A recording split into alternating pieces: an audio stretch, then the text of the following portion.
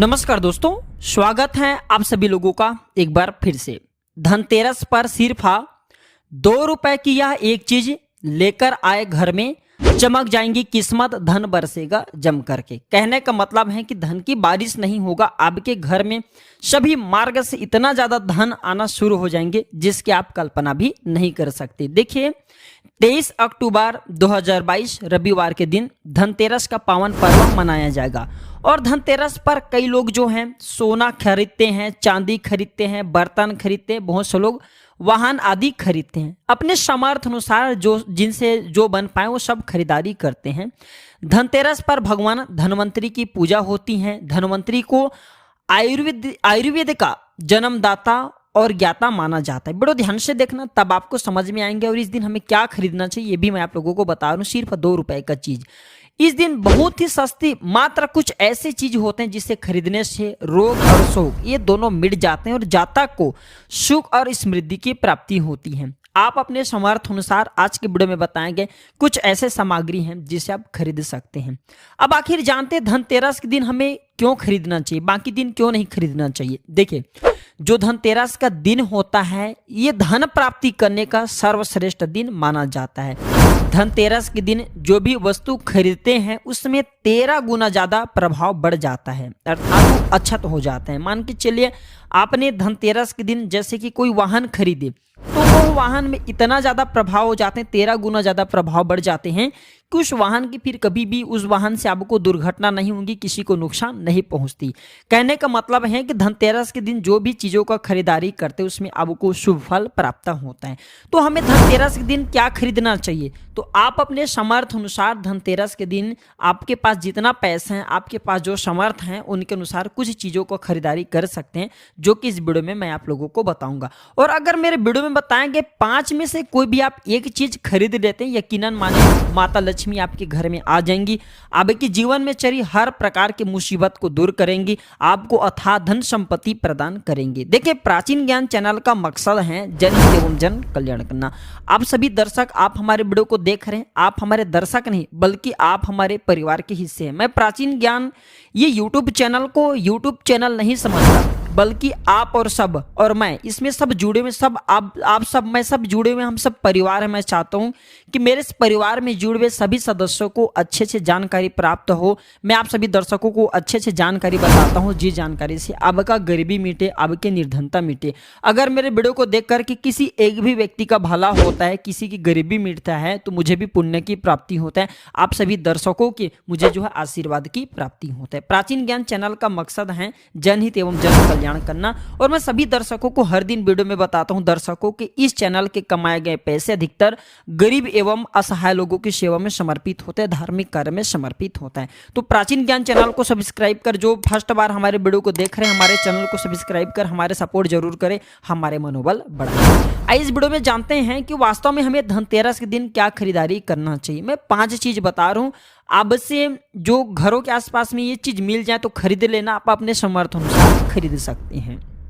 अभी तक comment box में जय माता लक्ष्मी नहीं लिखे तो जय माता लक्ष्मी जरूर लिखना। और जो बहन हमारे वीडियो को देख रहे हैं, बहन लोग, आप जो कमेंट बॉक्स में हैप्पी धनतेरस भैया जरूर लिखना।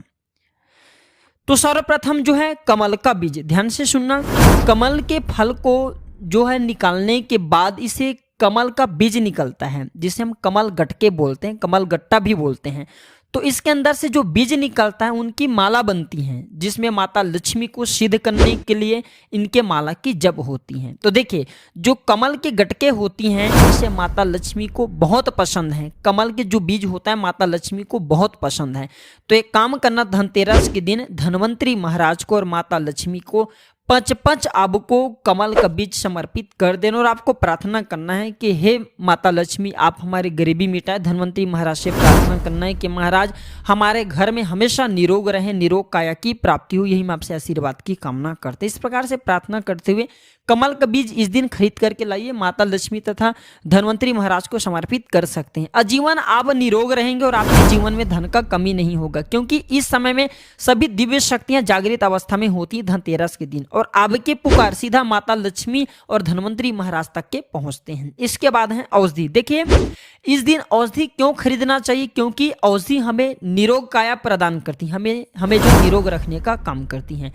तो ऐसा मान्यता है कि इस दिन धनतेरस के दिन, क्योंकि इस दिन धन्वंतरी महाराज जो है समुद्र मंथन से उत्पन्न हुए थे और अमृत का कलश लेकर के उत्पन्न हुए थे।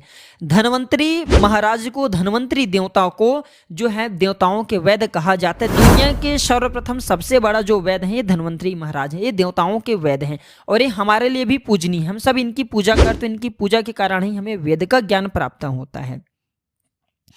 तो इस दिन जो है काला बज, घोड़ बज या फिर जो है शंकर जटा, ये सर्व औषधि नाम की एक औषधि आती है। आप ये घर में खरीद करके ला सकते हैं।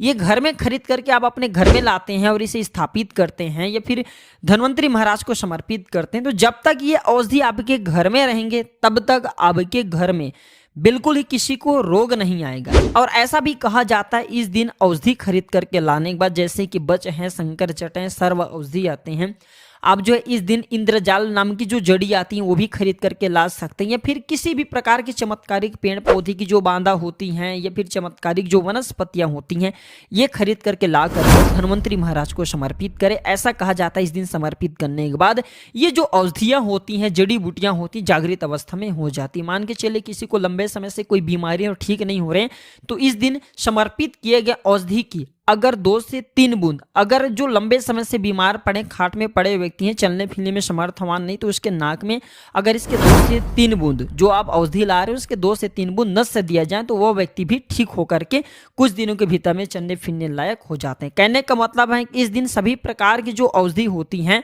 उसे जागृत करने की जरूरत नहीं पड़ती, स्वयं जागृत होते हैं। इसलिए इस दिन औषधि ला करके आप जो समर्पित जरूर करें।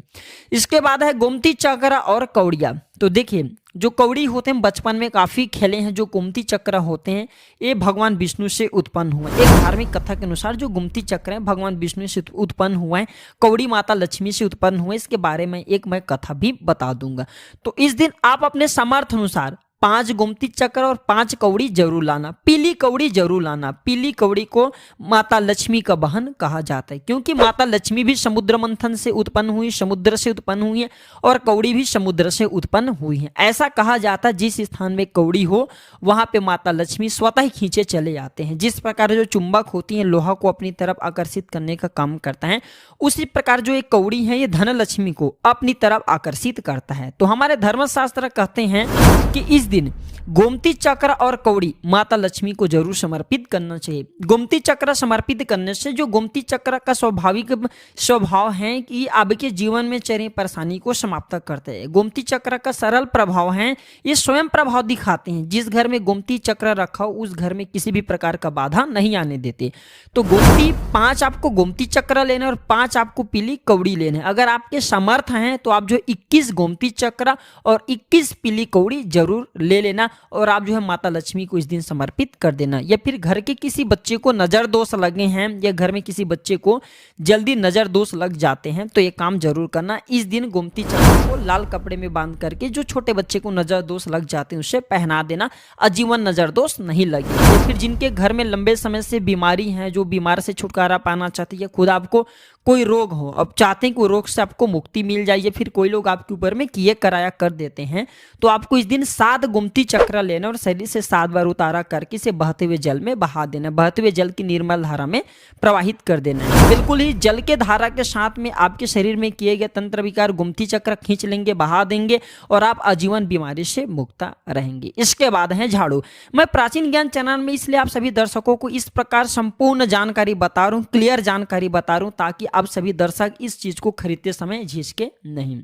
आप सब मेरे परिवार हैं, आप सब मेरे हिस्से हैं। झाड़ू इस दिन क्यों खरीदना चाहिए?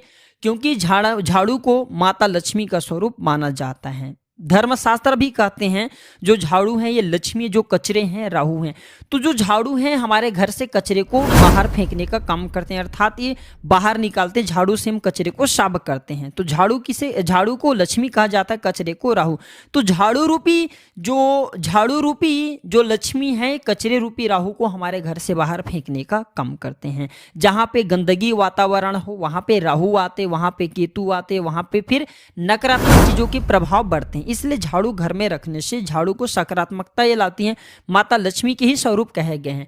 तो आपको धनतेरस के दिन 2 जोड़ा झाड़ू जरूर लाना चाहिए। आपको जोड़े के स्वरूप में झाड़ू लाना चाहिए और इसे ला करके जैसे देवी माता लक्ष्मी की आप पूजा करते हैं उसी प्रकार झाड़ू की भी पूजा करना है और इसे आपको प्रार्थना करना है कि हे माता लक्ष्मी, आपके कृपा से हमारे घर में पूरे साल पूरे वर्ष भर अन्न धन की कमी ना हो। इस प्रकार से प्रार्थना करना है। झाड़ू को माता लक्ष्मी का स्वरूप आपको मानना है।